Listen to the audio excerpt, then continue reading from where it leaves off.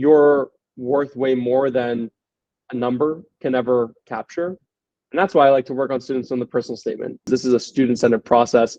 The parent, as much as they might want to go to college again, are not going to college again. And so it has to be a student decision that makes sense.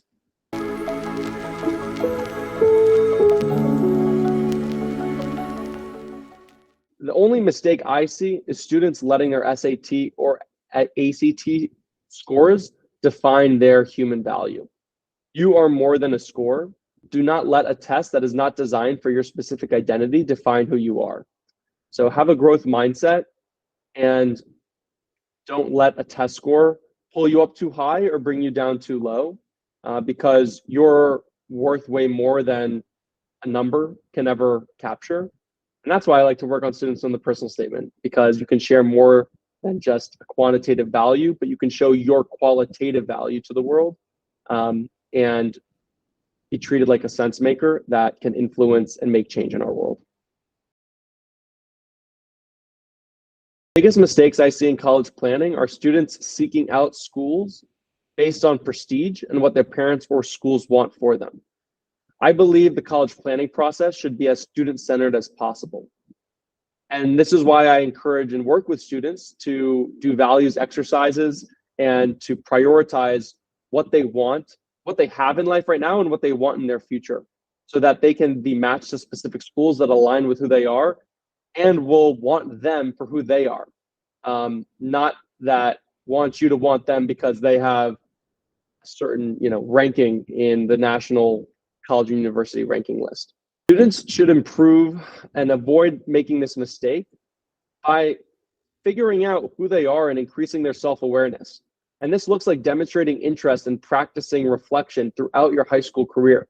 So think about the type of community you're in. Do you like a small community or do you like a large community? Do you like sports? Do you not like sports? What kind of culture, what kind of intellectual interests do you want to be surrounded by? What kind of programs do you want to pursue? And then find the specific colleges or campuses that will match what you want. Again, you can do values exercises to figure this out. You can think about what you love. You can think about what you don't love, and make lists. It's okay to do that. It might feel weird or awkward at first, making a pros and cons list between certain colleges or campuses. But this is important because college is where you'll spend at least 4 years of your life. And you'll want to make sure that you find a place that you'll stay at for those 4 years and that you can join and contribute to and give a lot to, as well as receive a lot from. And so by being able to prioritize your values, your interests, and what kind of people you want to be around, you can avoid making mistakes that depend on more surface level factors like school rank, or the football team power rankings.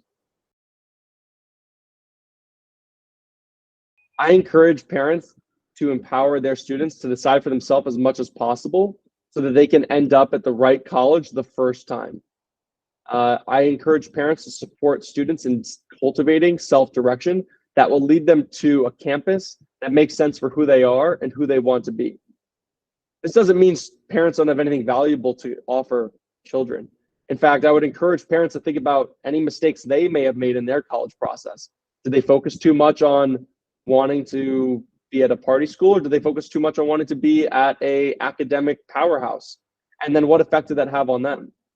Not that their children need to live in the opposite of their mistakes, but it's important for parents to think intentionally about who their child is, and what lessons they can learn from the experiences of the parent. And again, finding a place that makes sense for the student, not for the parent, is important, because this is a student-centered process. The parent, as much as they might want to go to college again, are not going to college again. And so it has to be a student decision that makes sense. One myth that I hear, and I heard a little bit as a student too, was that demonstrated interest doesn't matter. That means as long as you do a lot of activities and have a lot of things on your resume, no matter what the connectivity between those activities are, you'll be okay, as long as you just have a lot. That is a myth, because I believe the fact is that quality is more important than quantity. and demonstrating your interest around a specific field or a specific value and industry as much as you can is important. And that's why I encourage students to practice self-reflection for self-direction early and often, because schools want to see that you have some momentum to your person and personality that is going to drive your profession. We're living in an economy and in a world that is more mission driven than ever. Tech startups, companies that are growing are focused on mission. Mocha is focused on mission. And so the more that you can incorporate your personal mission into your experiences and extracurricular activities, the more you can demonstrate interest aligned to a more specific set of factors than just, oh, well, I do a bunch of things, but what's the connectivity between those things? What are the common values that are in your experiences? The more you can demonstrate interest, the fact is schools care about that and they want to see that.